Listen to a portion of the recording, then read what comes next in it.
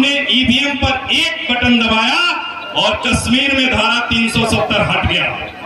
हमने ईवीएम पर एक बटन कमल निशान के सामने दबाया और पाकिस्तान में गलती से गिरा अभिनंदन अटारी बॉर्डर से सीना तान के वापस आ गया।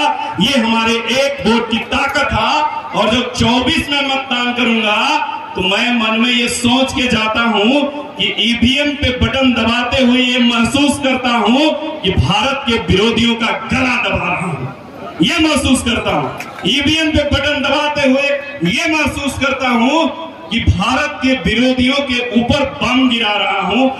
कांग्रेस की बात हम क्या करेंगे, कैंडिडेट नहीं मिल रहा था, उनकी बात क्या करेंगे, केवल फूल, कोई कूल नहीं, कोई भूल नहीं, केवल फूल।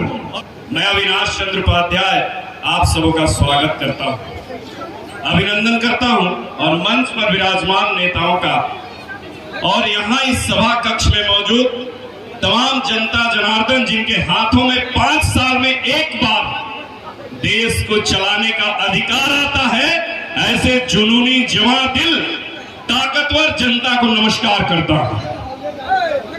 मैं चाहता हूं बातें विकास की हो रही है, बातें देश की हो रही है, बातें प्रदेश की हो रही है, लेकिन हमारे लिए एक बात कहा जाता है कि भारत में रहने वाले जो लोग होते हैं ना, वो शेर होते हैं, शेर होते हैं। और शेर क्या करता है, शेर जब चलता है कुछ दूर चलता है, रुकता है, पीछे घूमता है, देखता है, उसे कहते हैं सिंहावलोकन।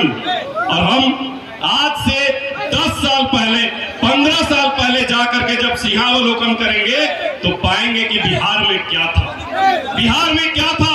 बिहार को दूसरे प्रदेशों में, शहरों में एक नाम मिल गया था जिसे कहते हैं जंगल राज। बिहार के लिए यही शब्दों का प्रयोग किया जाता था। और बिहार जंगल राज क्यों था? टूटी सड़कें, नल का पानी जिसको नहीं मिलता, अंधेरे में डूबे हुए गांव, ये हमारी व्यवस्था की पहचान बन चुके थे।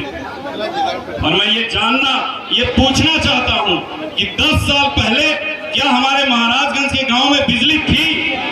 अगर बिजली नहीं थी तो 300 साल पहले बिजली का आविष्कार हुआ था।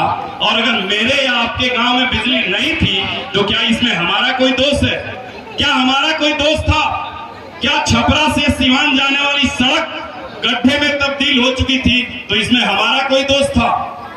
ये दोष किनका था? ये दोष दिल्ली में बनी हुई सरकार का था।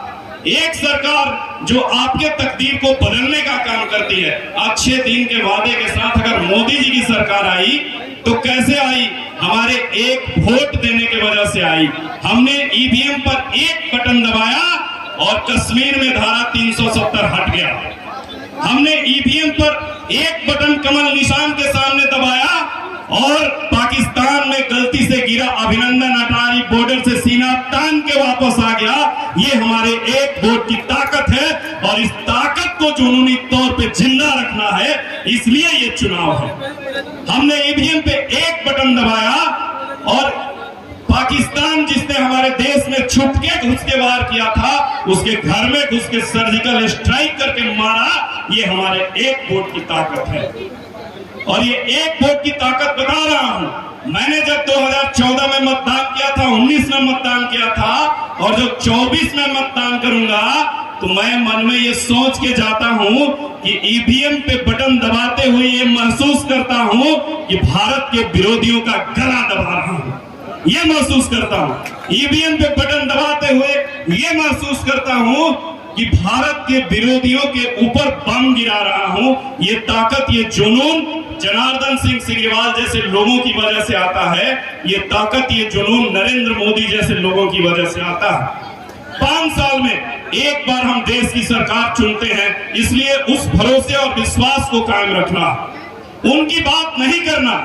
अरे कांग्रेस की बात हम क्या करेंगे, कैंडिडेट नहीं मिल रहा था, उनकी बात क्या करेंगे, केवल फूल, कोई कूल नहीं, कोई भूल नहीं, केवल फूल। और फूल क्यों? फूल इसलिए कि हम 1 रुपया बोला जाए तो सोच समझ के देते हैं और वोट जिससे हमारा देश चलना है हम ऐसे ही दे देंगे। एक तरफ 24 साल से जो व्यक्ति जनता के बीच में है, जितने चुनाव लड़े सब जीते, 24 साल से जनता का विश्वास हासिल किया हुआ व्यक्ति, और दूसरा तरफ 6 चुनाव हारे, 5 या 4 जिलों में लड़े और सब हार गए, उसको वोट देंगे। महाराजगंज की जनता इतनी मूर्ख है, ललाटपुर की जनता इतनी मूर्ख है।